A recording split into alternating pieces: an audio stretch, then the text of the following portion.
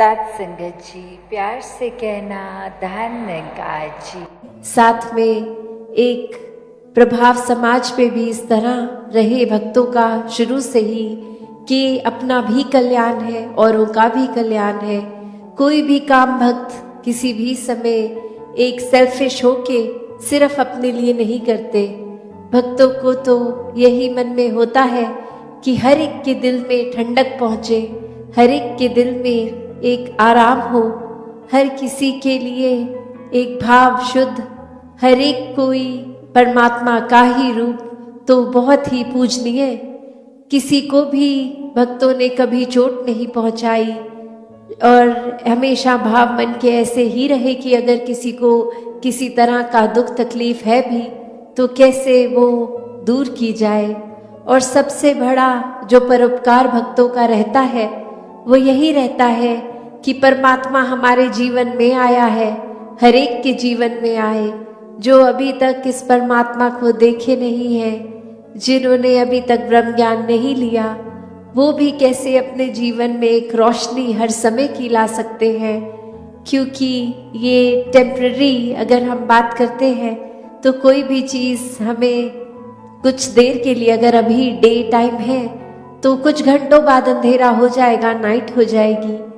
तो ये रोशनी इस तरह तो दिख रहा है अभी सब कुछ, पर ये हमेशा की नहीं है।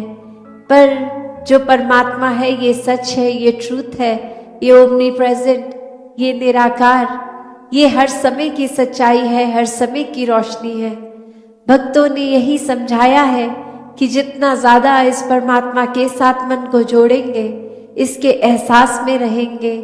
हर काम में इसको शामिल करेंगे, तो फिर एक ये मन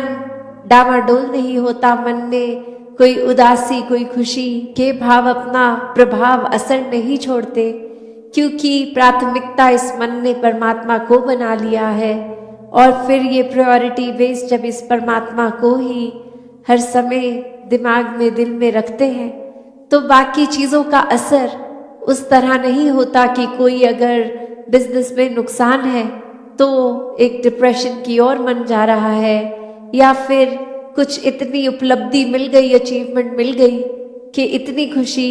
कि औरों के बारे में फिर सोचना ही छोड़ दिया, खुद में इतनी ईगो ले आए, एक अपने आप को बहुत ही इम्पोर्टेंट बना दिया। तो बात वही कि कैसे हर एक में जहाँ हर किसी ने इस परमात्मा को देखना है, हर एक के अंदर वो कैपेसिटी है, वो पोटेंशियल है कि कैसे इस परमात्मा के सारे गुण, हम चाहे एक मनुष्य के शरीर में हैं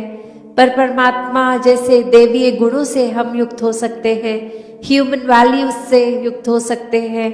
ये मन में कंपैशन, काइंडनेस, दया, क्षमाशील होना, एक मन में प्यार का भाव, प्रेम का भाव, ये लव, ये सरेंडर, ये ब्रॉड माइंडेड होना, हर एक को एक्सेप्ट करना, हर किसी के लिए वही भाव हो कि ये इंसान से बहुत कुछ हमें सीखने को मिल सकता है। दिल कारण ना ढूंढे कि कैसे किसी से भी नफरत की जाए, हर किसी से फिर वही बात जो अभी सत्संग में भी हम सुन रहे थे कि ये एकत्व जब इस्टेब्लिश हो जाता है, ये वननेस स्थापित हो जाता है, तो वो वननेस कोई उस बात की बात नहीं है कि हर कोई एक जैसा दिखे।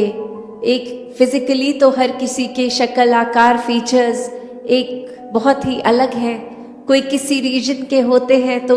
एक ज्योग्राफिकली रहने की वजह से उस तरह एक कल्चर और अपीयरेंस से खाना पीना वैसा हो जाता है, और दूसरे कहीं देश में, किसी और राज्य में, अपने देश में भी हो तो वो एक अपीयरेंस वाइज तो अलग हो सकते हैं। बट जो अभी कॉमन थ्रेड की भी बात हो रही थी कि ये परमात्मा ही है जो जहाँ पूरे ब्रह्मांड में है, एक वो कनेक्शन हमारी इस परमात्मा से जब है तो संसार के हर इंसान से हर कोई अपना है, हर एक में ही परमात्मा का वास। तो कैसे जब इस परमात्मा से प्यार हो जाता है, इस परमात्मा के अलावा फिर और कुछ दिखता ही नहीं है, हर एक में ही दिखता है, तो फिर ये भाव वही आ जाते हैं कि ये संसार बहुत ही सुंदर है, हर किसी में बहुत कुछ सीखने के लिए है और किसी की फिर बात दिल पे चोट नहीं देती, क्योंकि फिर वही लगता है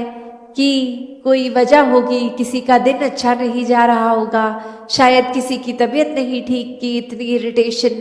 हो रही है, इतना तंग हो रहे हैं कि कुछ खराब हमें बोल रहे हैं। तो बात वही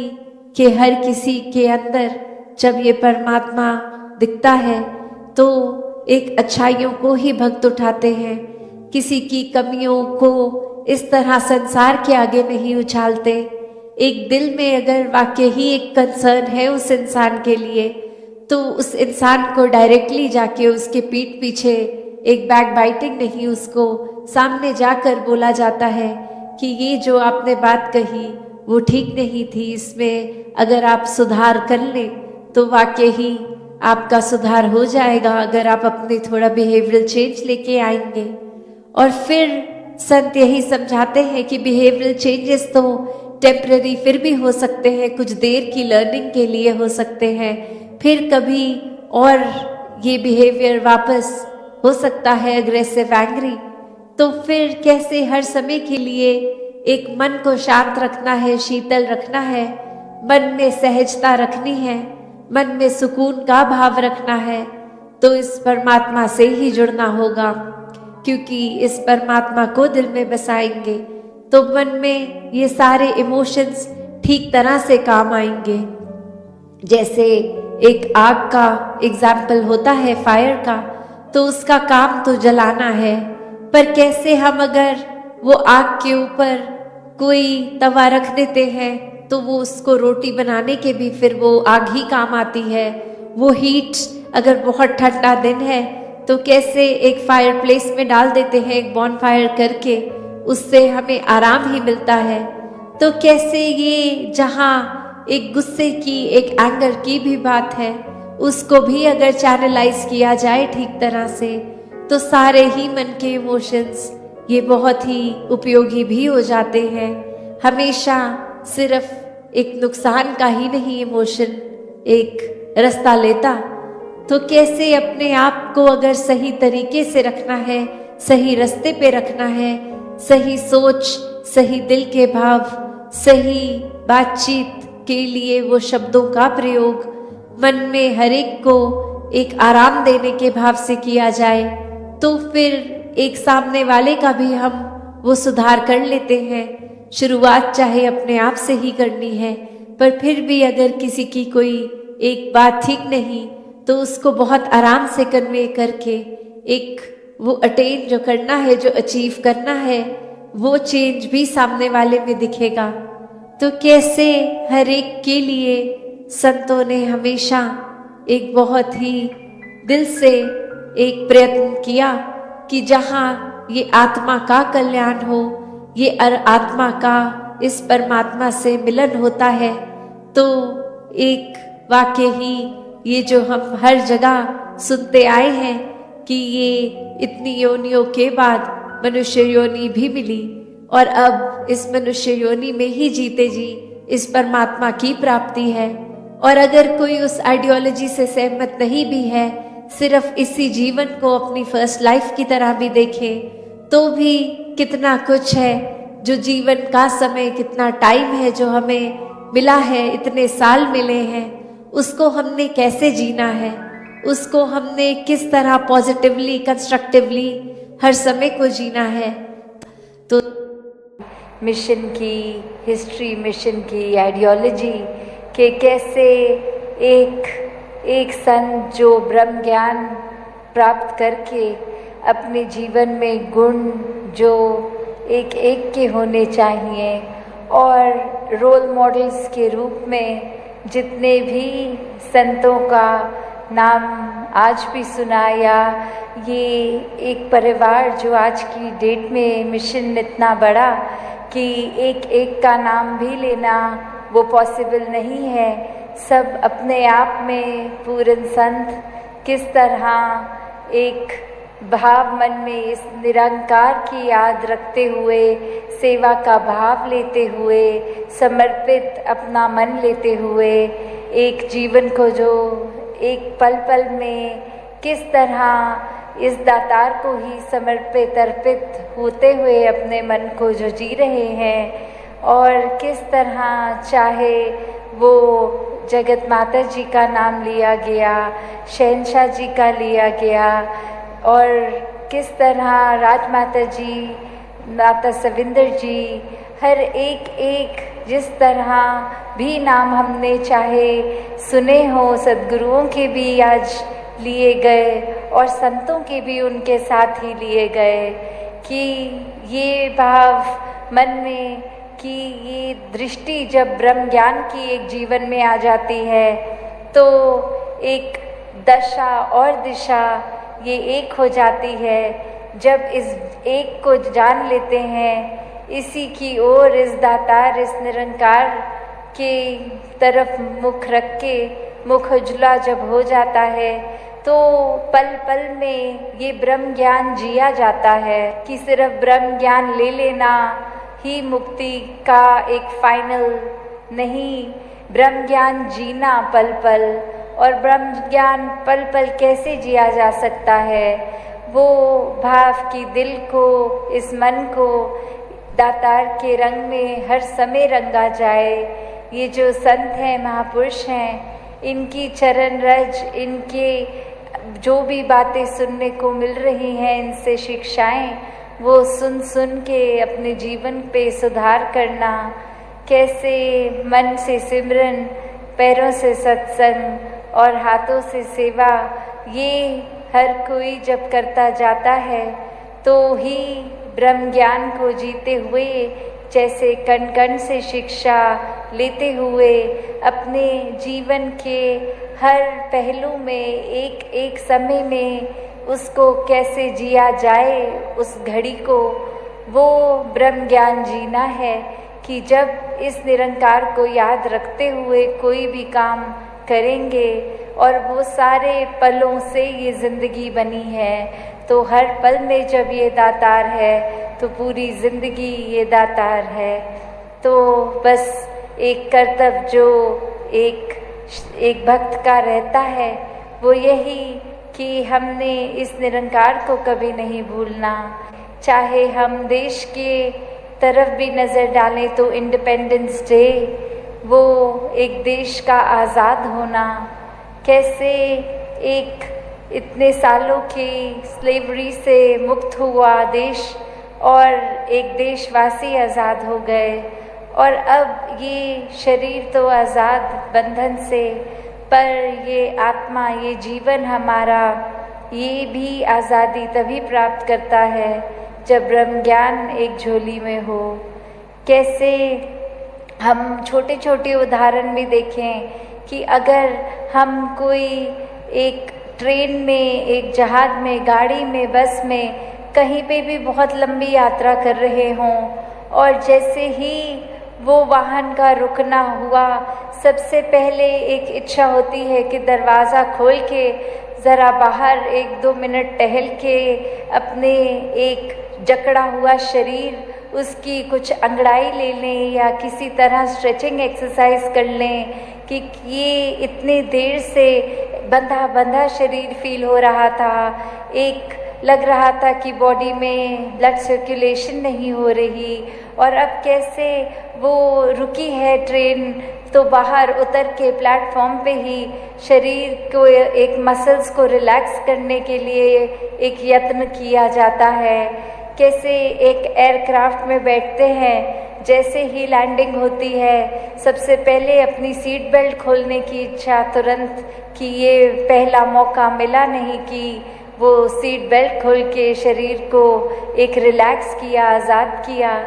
तो जब हम ये देखते हैं कि पल पल में एक कुछ समय के लिए चाहे कैसे भी बंदिश आती है, एक तन हमारा वो आज़ादी की ओर, उसकी बंदिशों से अपने आप को तोड़ने की कोशिश on the first given chance करता है कि इसी मौके में ये कर लिया जाए। तो जब शरीर कुछ दिन देर के लिए, कुछ घंटों के लिए अपनी बंदिश बर्दाश्त नहीं कर सकता, तो एक नज़र इस आत्मा के ऊपर भी डालें ये तो युगों युगों से शरीरों में बंद बंद कर जी रही है, कैसे इसका एक फाइनल इसकी आज़ादी हो। वही बात कि सब चीज़ इस निरंकार से शुरू होती है, इस निरंकार में ही रहती है, और इस निरंकार का जहाँ जहाँ वास है, जो इस निरंकार में एक अंदर उसके घुल गया, तो वो भी कण कण में पूरी सृष्टि के। तो अपने आज़ादी के बारे में अगर रूह की सोचा जाए तो ब्रह्म ज्ञान द्वारा कि किस तरह एक इंसान का मिलन ये शरीर से उठकर ये जो आत्मा शरीर में बसती है, इस परमात्मा की अंश, इसका जब असली घर मिल जाता है, एक पता चल जाता है आत्मा को कि हम इस निराकार से ही आए हैं, इसी में रहना है। जब हम पल पल जीते जी ये मुक्त अवस्था में रहेंगे,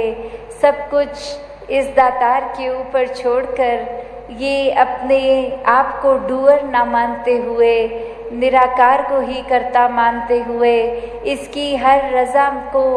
खुशी खुशी सद्वचन करते हुए जब जीवन जिया जाता है, तो वो एक आज़ाद जीवन, एक ये जीते जी जो दासी अक्सर कहती है कि जीते जी ब्रह्मलीन होने की अवस्था, कि जो इस संसार में चैन से जी गया, वो ही ये यात्रा पूरी होने के बाद एक चैन से अपनी आंखें बंद करके मृत्यु प्राप्त कर ले। कि जब हर पल में ये दातार जीवन के याद है, तो फिर स्वाभाविक ही है कि अंतिम घड़ी तक इस दातार ने याद रहना तो है। सब अपने विश्वास को जहाँ पक्का रखें, वहीं एक लेगेसी मिशन की इतनी स्ट्रॉन्ग, उस पे पल पल अपने आप को मिशन की हर सिखलाई पे, आइडियोलॉजी पे बेस करके एक जो इतनी सुनहरी हिस्ट्री रही है मिशन की, उसका पार्ट, क्योंकि आने वाले समय में हम भी हिस्ट्री ही बन जाएंगे, किसी ने हमेशा के लिए नहीं रहना। तो आज हम ऐसा इस मिशन को अपनी तरफ से क्या देन दे के जा रहे हैं। दासी हर किसी के लिए अरदास करती है अपने समेत कि निरंकार पल पल की भक्ति एक ज्ञानी भक्त की अवस्था बनाकर, इस प्रेमा भक्ति में हर एक को रंग कर, इस रूह को आज़ादी इस ब्रह्म ज्ञान द्वारा। सत्संगत जी, प्यार से कहना धन्यकार जी। सत्संग सभी ने अभी जो श्रवण की और जो संदेश, वही पावन संदेश जो हर एक संत ने युगों युगों से समझाया कि जीते जी